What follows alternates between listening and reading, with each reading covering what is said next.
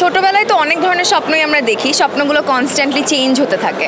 তখন তো কিছু বুঝতাম না, তখন মনে হতো যে আকাশে থাকতে চাই। বাট তারপরে আস্তে আস্তে রিয়েলাইজ করলাম যে আমি নাচটা আমাকে অনেক বেশি আকর্ষণ করেছিল। তো নাচের মধ্যে কিন্তু অনেক এক্সপ্রেশনের ব্যাপার থাকে, যেগুলো একটা অ্যাক্টরের জন্য অনেক বেশি ইজি হয়, মানে সুবিধা হয় ক্যাচ করতে। তো আস্তে আস্তে অভিনয় করতে করতে অভিনয়ের প্রতিও একটা ভালোবাসা জন্মে গিয়েছে। এখন আমি আসলে অভিনয় নাচ নিয়েই থাকতে চাই, অন্য কিছু আসলে আমি পারিও না, করতেও চাই না। আমি অলমোস্ট 10 বছর ধরে ইন্ডাস্ট্রিতে আছি, অন অ্যান্ড অফ। হ্যাঁ, রেগুলার খুব একটা কাজ করা হয়নি, কিন্তু আমি আসলে চেষ্টাটা 10 বছর ধরেই করছি। ইনফ্যাক্ট এখনও আমি আমার লক্ষ্যে পৌঁছাতে পারিনি।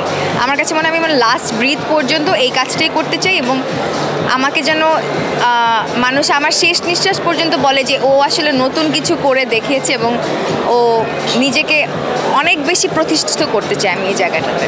না, মিলিয়ন ভিউ দিলেই হয়ে যায়, এগুলোর অনেকগুলো ক্যাটাগরি আছে আমার কাছে মনে হয়। ভালো কাজ যেরকম ভালো, যেটা সবাই বলবে ভালো, ভালোর একটা ক্যাটাগরি আছে এবং অ্যাভারেজের একটা ক্যাটাগরি আছে। তো আমার কাছে মনে হয় কোয়ালিটিটা অনেক বেশি ইম্পর্ট্যান্ট কোয়ান্টিটির থেকে। অ্যান্ড শুধু ভিউ হলেই হবে না, গল্প প্রপার হতে হবে, চরিত্র সুন্দর হতে হবে, এবং যাতে মার্জিত হয়, যাতে দর্শক দেখে বলে না একটা ভালো কিছু দেখলাম, এরকম গল্পে আমি কাজ করতে চাই। ঈদে হ্যাঁ বেশ কয়েকটা সিনেমা দেখা হয়েছে, নেটফ্লিক্স দেখা হয়েছে। অ্যান্ড বাংলা সিনেমা আমার এখনও হলে গিয়ে রিসেন্টলি দেখা হয়নি, বাট আমি সুন শ্যামা কাব্য দেখবো হয়তো। আরও যা যা সিনেমা আসছে, তুফান আসছে, আরও কয়েকটা সিনেমা আসছে, সো ওগুলো আমার দেখা হবে ইনশাল্লাহ। আমার লাপাতে লেডিসের সব কিছু ভালো লেগেছে। দ্য জার্নি আমার কাছে মনে হয়েছে যে একটা কাজ আসলে, মানে একটা গল্প, একটা সাধারণ গল্পকে এত অসাধারণভাবে ফুটিয়ে তোলা, এটা কিন্তু খুব ইজি না।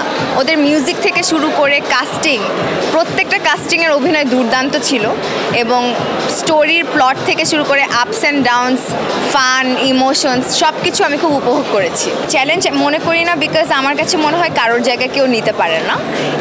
আমার জন্য যেটা, সেটা শুধু আমার জন্যই থাকবে, অন্য কেউ সেটা নিতে পারবে না। সেরকমটা অন্যজনদের ক্ষেত্রেও সেম। আমার বেশ কয়েকজন আইডল আছে, বাট আমার সবচেয়ে ফেভারিট হচ্ছে মাধুরী দীক্ষিত।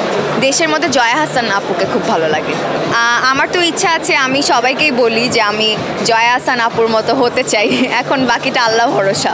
সাধারণ মানুষরা কানেক্ট করে আমাকে সারাক্ষণ। ইভা আপু, আমি রাস্তার ধরেন বাসার নিচে নামি বা যে কোনো দোকানে যাই, যখন মানুষজন প্রশংসা করে তখন আমার কাছে মনে হয় যে ওরা আমাকে খুব আপন ভাবছে দেখেই হয়তো বলছে এই বাপু কেমন আছেন।